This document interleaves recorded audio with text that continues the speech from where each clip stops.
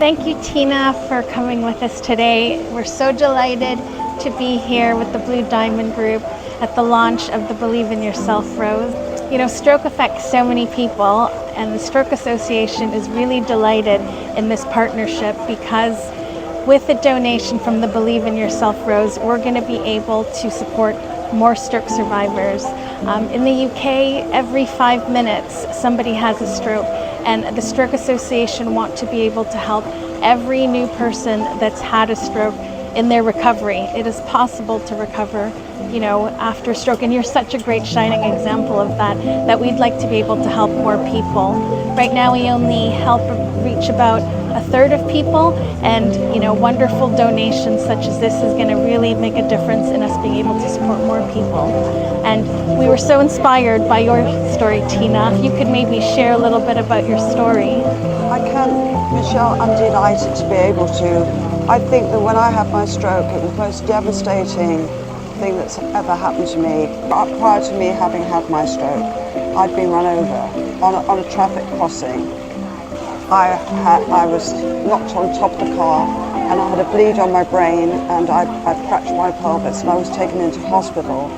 And then 3 weeks later, my daughter thankfully was staying with me. She rang for the ambulance. She recognised something was wrong, and they came immediately, and I was taken to Charing Cross Hospital. I couldn't talk, I couldn't walk, and I could hear everything everyone was telling me. And in the end, I was pleading with my eyes. And they knew my frustration very quickly, within 2 hours at night, and I had a thrombectomy. I then had unbelievable care with the NHS, and I recovered. Eventually, after about 4 or 5 days, my speech came back and I started to learn to walk. You can overcome it. Because I couldn't walk, couldn't talk, but now, with all the help I've had from the stroke organisations, with different therapists, thank God I'm all right, and I'm here. Would you say your recovery took months or years? 6 months to really sort of get confidence back. My speech was like slurring, and you know, I found it very difficult to say long words. I still do occasionally. I think really it's regaining the confidence, and I think that if you can exercise and do everything that you're told, which I did, I think the determination and the will to get better is really important, and you can do. I'm living proof of that. So, you know, I'm just so grateful. I want everybody to know that you can get help, you know. Hopefully. Absolutely. And the Stroke Association wants to be there for people who may not know what to expect once, you know, they've been discharged from hospital and how to recover, where they can, you know, speak to one another. That peer support is so essential. Oh, it is.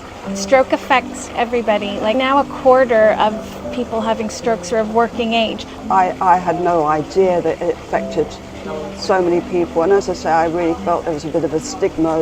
If things that impact people are invisible, so it isn't just a physical fatigue. You can have issues with memory, concentration, emotionalism.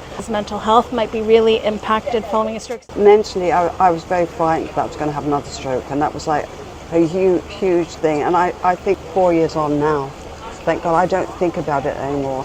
So you can get better.